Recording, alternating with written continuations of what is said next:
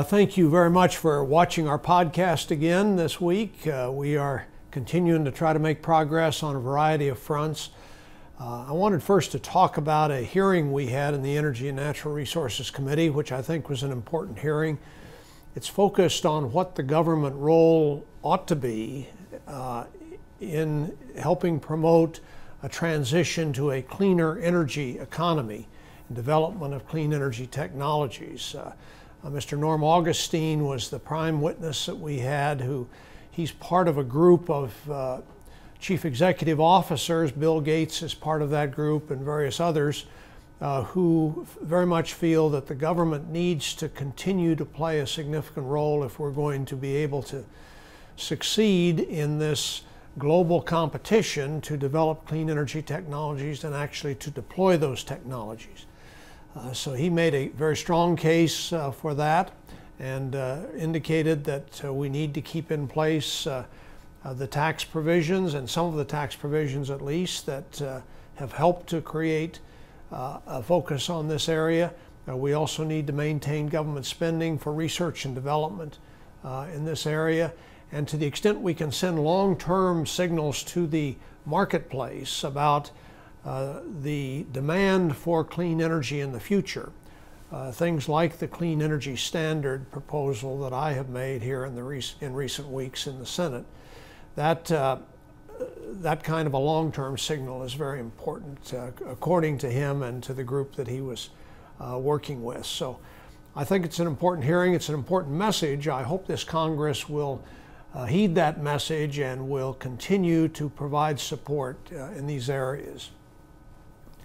In addition to what we were able to do with that hearing, the full Senate dealt with the Food and Drug Administration reauthorization bill this week. This is a bill that's very important for us to pass and get to the President for signature.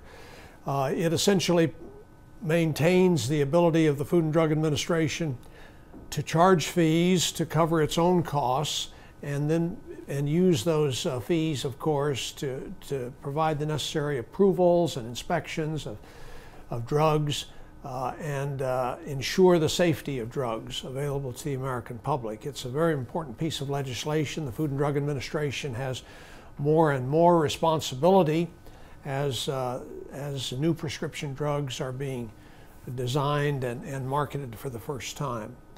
I was disappointed, frankly. Although I voted for the final bill, I was very disappointed that I wasn't successful in an amendment that I offered along with several other senators to try to deal with a problem that is in current law, where prescription drug companies, the brand name companies, are able to enter into so-called settlement agreements with generic manufacturers that are about to come into the market and compete with them.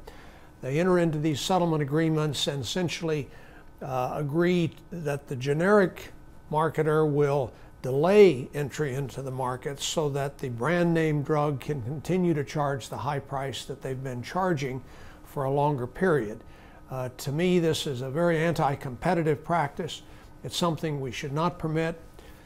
I've proposed an amendment that would have dealt with that and would have closed that opportunity, and it would have saved taxpayers substantial money, because the federal government winds up buying a lot of these drugs for the military and for other purposes.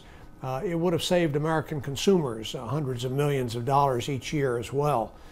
I hope that we can find a way to come back to this issue in the future and pass this amendment. So that's an update on what we've been doing in the Senate. And again, thanks for watching.